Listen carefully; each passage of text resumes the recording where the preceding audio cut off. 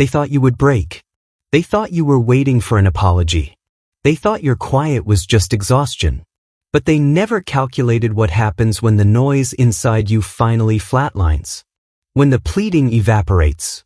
When you stop handing them the blueprint to your own unraveling. That isn't defeat. That is the moment the geometry of their control fractures and leaves them standing alone in the echo they created. You've spent years translating yourself. You've rewritten your own instincts into a language they could tolerate, hoping that if you just found the right combination of words, they would finally see the weight of what they're doing. But you've noticed the pattern. The more you speak, the more they distort.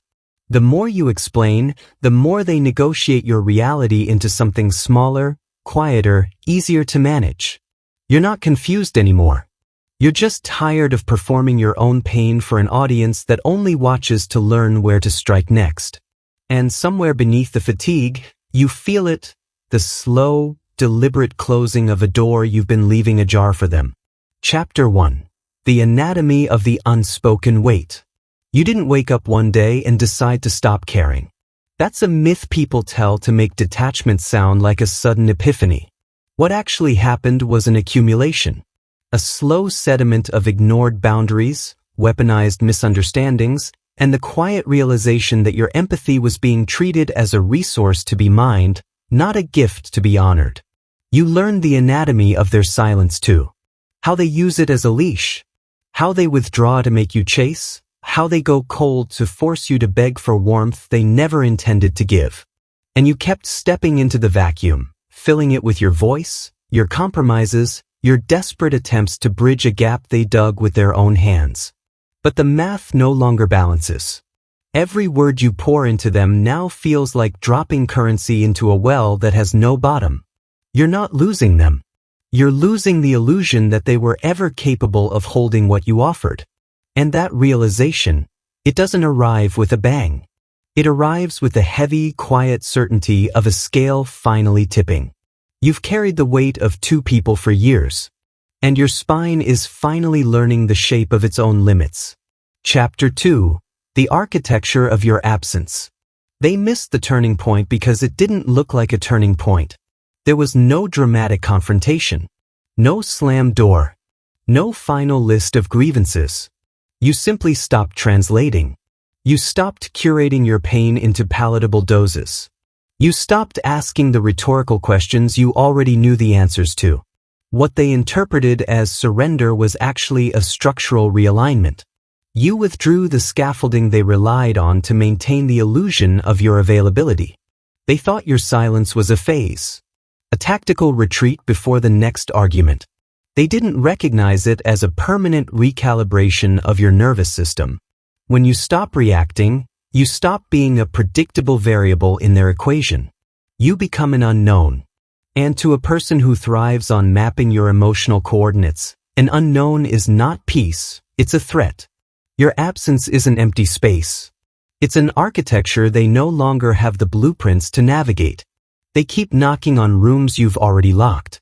They keep searching for the version of you that used to fold, only to realize you stopped folding the day you understood that your compliance was the very mortar holding their dysfunction together. Chapter 3. The Psychological Why. The Mechanics of the Vacuum. Let's dissect why this terrifies them. Human psychology is wired for pattern recognition. In volatile relationships, the dynamic isn't maintained by love. It's maintained by rhythm. Push and pull, punishment and intermittent reward, conflict followed by your capitulation. You were the metronome. You set the tempo. Every time you explained, defended, or pleaded, you reinforced the circuit. You proved that their behavior yielded access to you. Behavioral conditioning doesn't require cruelty to function. It only requires consistency. And you were consistent in your availability. But when you go silent, you don't just remove the reward. You remove the feedback loop. You sever the neural pathway they've trained themselves to follow. Psychologically, this triggers a cascade. First, confusion. Then, escalation. They will test. They will poke. They will manufacture crises just to see if the old you still responds.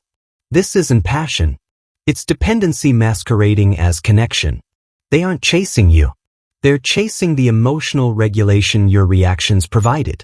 Your silence is a mirror, and mirrors don't argue. They don't plead. They simply reflect.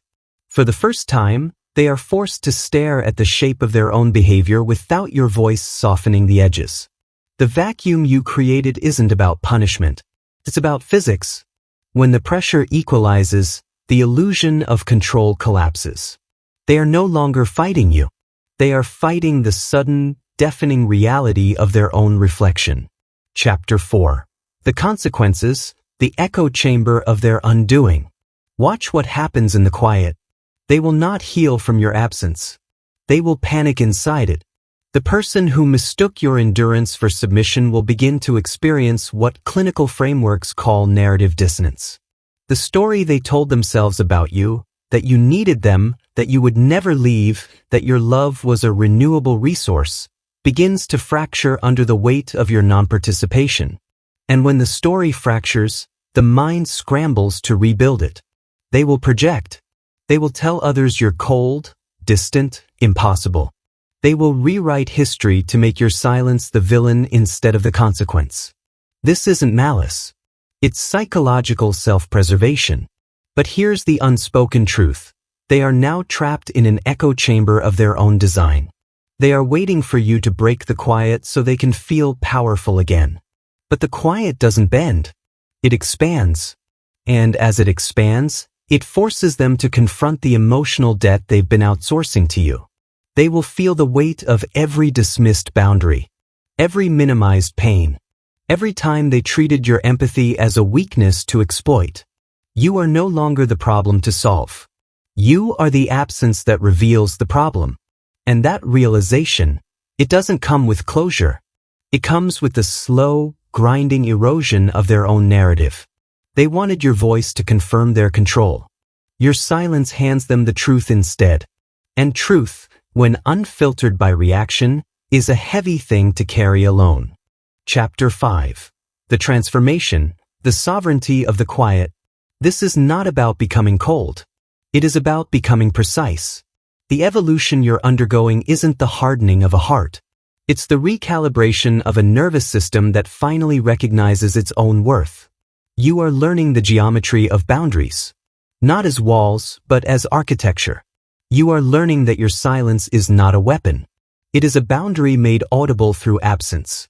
You don't need to explain it. You don't need to justify it. You simply live inside it. And in that space, something shifts. The exhaustion lifts. Not because they changed, but because you stopped financing their chaos with your energy. You stop auditioning for a role they keep rewriting to keep you off balance. You reclaim the right to your own atmosphere. This is strategic detachment, not revenge. Revenge still requires engagement.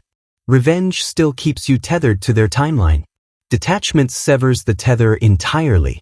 You become the observer, the architect of your own reclamation. You learn to trust the quiet. You learn that your value was never in how loudly you fought for your place in someone else's life. It was in your refusal to keep shrinking to fit a space that was never built for you. The silence you once feared is now your sanctuary. It is where you stop negotiating your worth. It is where you finally breathe without permission. Let them search the rooms you've already vacated. Let them trace the outlines of a version of you that no longer exists. Your silence is not a pause. It is a verdict. You don't need to announce your departure. The empty space speaks for itself. And the loudest thing you will ever give them is nothing at all. Close the door. And don't turn back.